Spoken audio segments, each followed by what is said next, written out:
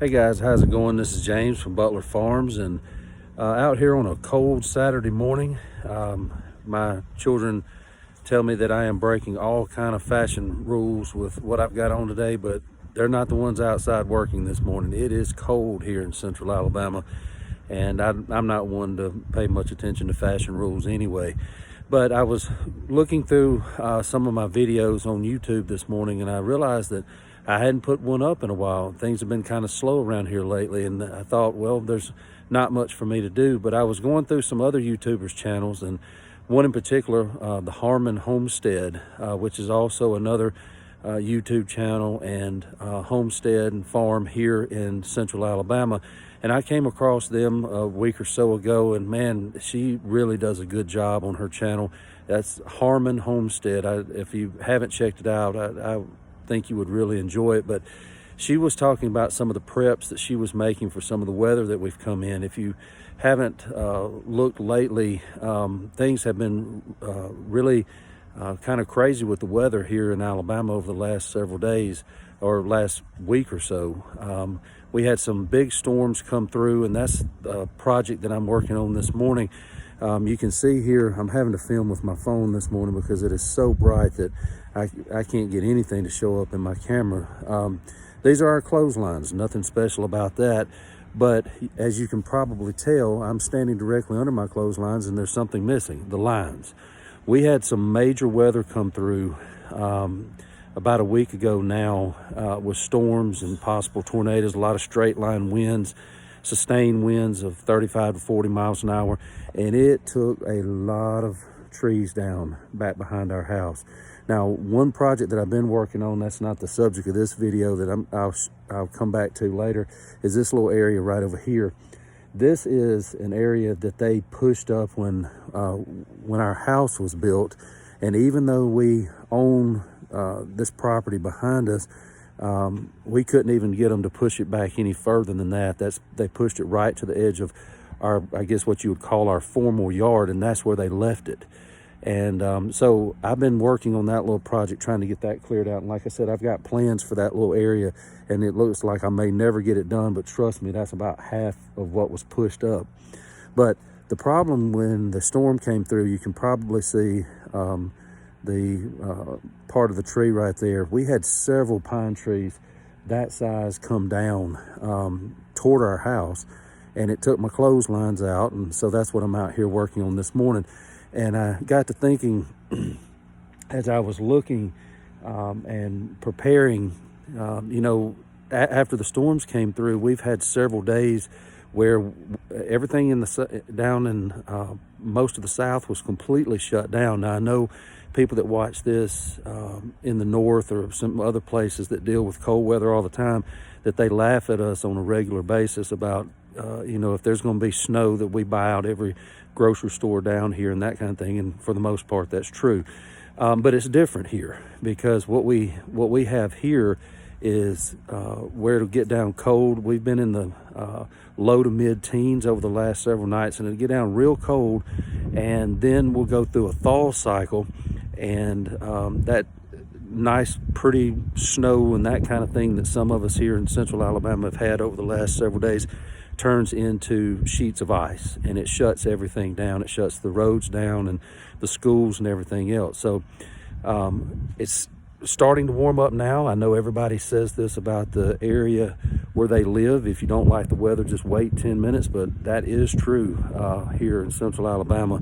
There's no doubt about that, because we've got big rain coming through over the next several days. And next week, we go from where we never got out of the 20s this past week, upper 20s, and everything locked in ice down here, to next week, we're going to be in the mid to upper 60s.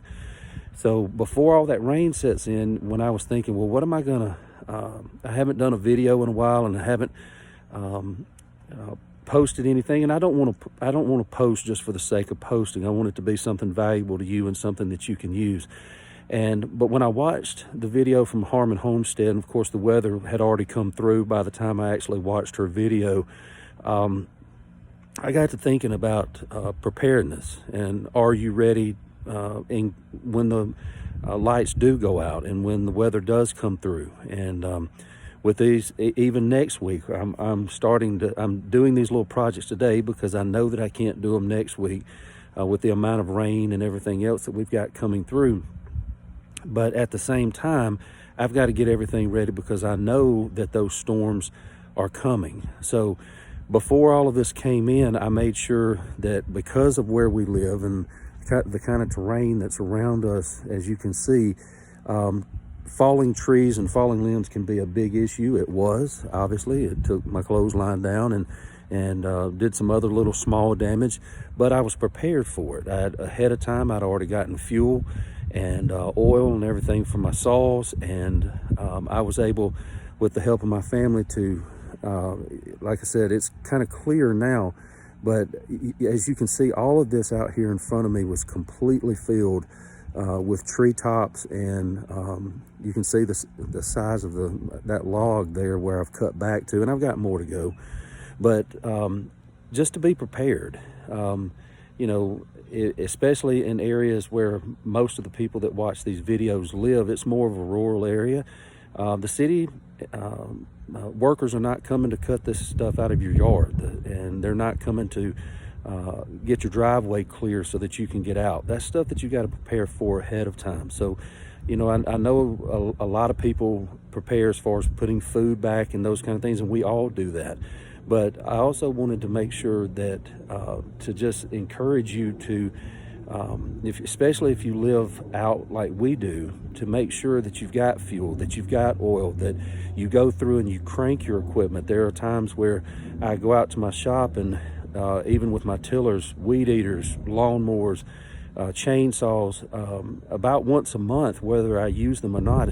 I'm not using lawnmowers this time of year, but I do go crank it and I do let it run, you know, for 5 or 10 minutes. I do that about once a month. I also do that with my saws and my weed eaters, and that helps to get around some problems next spring when I do need them, or when we have storms come through like we did this week. My saws crank on the first pull. They're ready to go. The chains are sharp.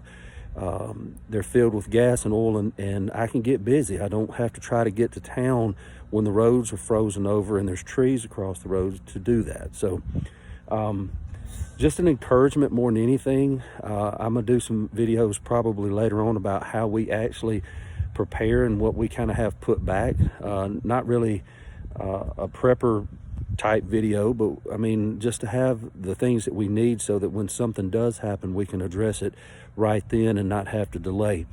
And that's coming later. And like I said, I'm also going to bring you back as we continue to clean out this area back here, because that is, as it sits right now, that is wasted land. That's land that I could be using for production. And I've gotten some ideas about what to do with that. I've mentioned Billy from Permapastures Farm. He's up in North Carolina, and the way that he uses little spots like that, it's amazing how much food he produces in those little areas, and I'll be doing a video about that later on. But if you haven't already, go check out Billy at Permapastures Farms and get some ideas about how to use those little small spaces and put them into production. Go to Harmon Homestead. She's a fellow Alabamian, like I am, but man, she's got some good information on there about being prepared and how to get ready for events like we've had this last week. So I'm gonna get off here and get to work. I've got to had to completely reset my clothesline here, and we use it very regularly, and with a family of 6, you can imagine. But it's time to get busy and start rebuilding and getting it all put back together. And I'll see you next time, and I hope you stay safe and warm as these storms keep coming through. And I'll be back with you soon. This is James from Butler Farms.